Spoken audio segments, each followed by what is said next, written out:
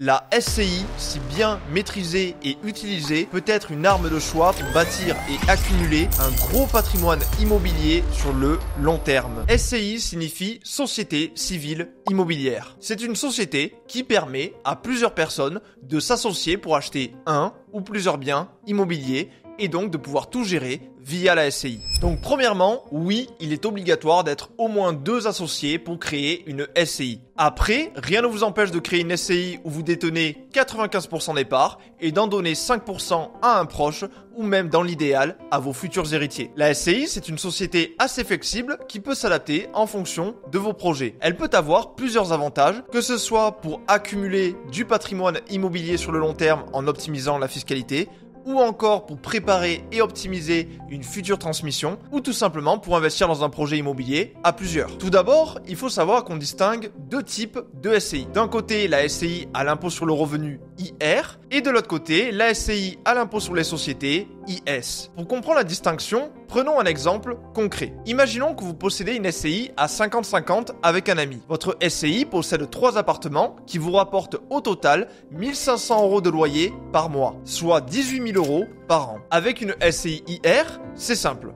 Vous détenez 50% des parts, vous percevez 50% des revenus, soit 9 000 € directement à votre nom. Et après déduction des charges, ces 9 000 € sont imposables à l'impôt sur le revenu comme des revenus fonciers. Vous êtes donc imposé selon votre tranche marginale d'imposition ou TMI, tout comme avec votre salaire par exemple. Avec une SCI IS, ces 18 000 € par contre, ils seront considérés ici comme du chiffre d'affaires. À partir de là, vous pouvez déduire tout un tas de charges et vous pouvez même amortir comptablement les biens. Ce qui peut souvent permettre de diminuer fortement la fiscalité, voire de la ramener à 0 € sur une certaine période. Ensuite, avec votre bénéfice, vous pouvez choisir de vous le verser avec votre associé au prorata de vos parts dans la SCI, mais dans ce cas, vous allez payer l'impôt sur les sociétés, qui est de 15% jusqu'à 42 500 € et de 25% au-delà. Puis vous allez ensuite payer l'impôt sur les dividendes qui est de 30%. Dans la très grande majorité des cas, si vous souhaitez créer une SCI,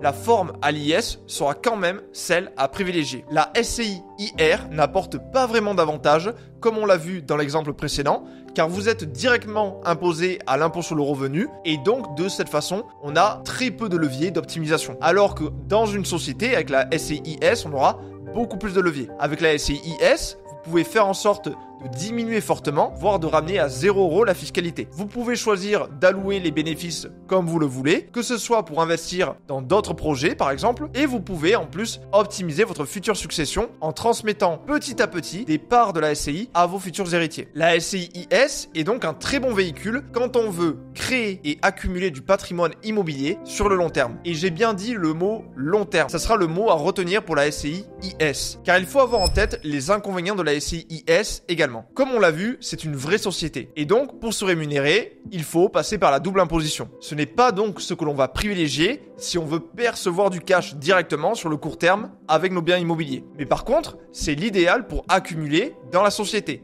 mais sans bénéficier directement des loyers au début dans notre poche. Donc, il faut avoir une vision long terme et ne pas vouloir forcément percevoir des revenus tout de suite. Ensuite, deuxième inconvénient, on aura l'impôt à la revente sur la plus-value. Donc si vous vous souvenez bien, on a dit précédemment qu'avec la SCI IS, on pouvait déduire beaucoup de charges et on pouvait notamment amortir les biens immobiliers pour réduire notre impôt. Alors qu'est-ce que ça signifie amortir les biens immobiliers? Ça veut dire que chaque année, on peut déduire une partie de la valeur de ces biens immobiliers, de la valeur totale, de notre revenu imposable, ce qui permet donc de les réduire drastiquement. Parce que là, forcément, la valeur d'un bien immobilier, a priori, on est sur plusieurs centaines de milliers d'euros, et donc si on en déduit une partie chaque année, on peut drastiquement réduire notre impôt, voire même le ramener à 0. Néanmoins, attention, il y a un revers avec tout ça. Le jour où on revend les biens immobiliers, tous les amortissements que l'on a faits sont réintégrés. Ce qui vient donc fortement augmenter l'impôt à la revente sur la plus-value. Ce n'est donc pas un type de société qui est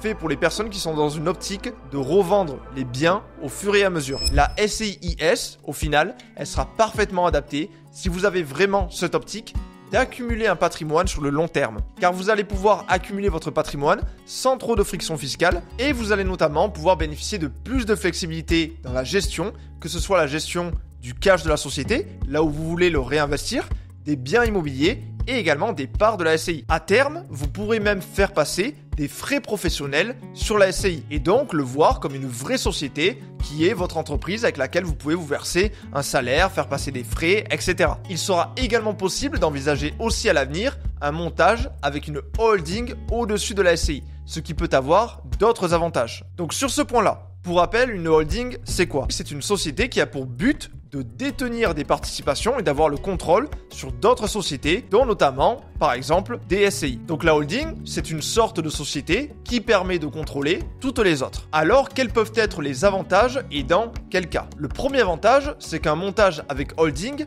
peut permettre de faciliter les flux financiers entre les différentes sociétés. Exemple, vous avez une société A qui génère beaucoup de bénéfices. Vous voulez utiliser ces bénéfices pour investir dans l'immobilier avec votre SCI B. Pour sortir l'argent de votre société A, vous devez passer par la case impôt sur les sociétés plus impôt sur les dividendes. Maintenant, si on a une holding qui détient la société A et la SCI B, ce que vous pouvez faire à la place, c'est plutôt faire remonter les bénéfices de la société A à votre holding avec une fiscalité avantageuse et notamment avec ce qu'on appelle le régime mère-fille. Ensuite, ces bénéfices, via la holding, vous allez pouvoir les réinvestir dans la SCI B pour utiliser cet argent comme apport pour un potentiel investissement immobilier par exemple. Ensuite, parmi les autres avantages de ce type de montage, on en a plusieurs, comme celui de pouvoir choisir la forme juridique pour la holding qui correspondra le mieux à vos objectifs. Ou encore opter pour l'intégration fiscale, etc.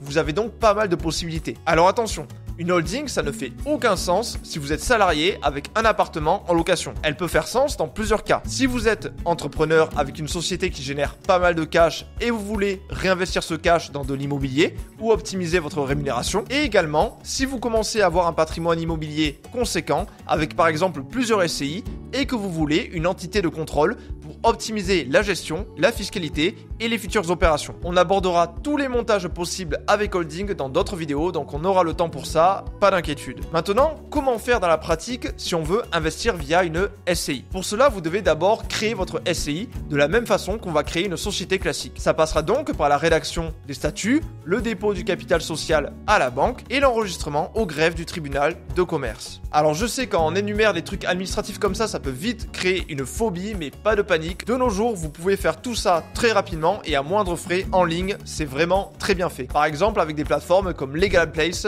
qui vous permet de faire ça à moindre coût et facilement en ligne. J'ai pu obtenir pour la vidéo un code qui vous permet d'avoir moins 15% pour la création d'une société sur leur site et notamment d'une SCI. Je vous ai mis le lien en description. Ok, maintenant, une fois votre société créée, vous pouvez commencer à investir en son nom. Une fois votre première opportunité d'investissement détectée, vous allez donc aller à la banque en tant que professionnel pour faire un emprunt avec votre société. Ce qui peut aussi avoir des avantages d'emprunter en tant que professionnel. Et pour ce qui est de la suite, comme d'habitude, c'est toutes les étapes d'un bon investissement immobilier. Trouver le bon bien, optimiser la fiscalité, optimiser la rentabilité, etc.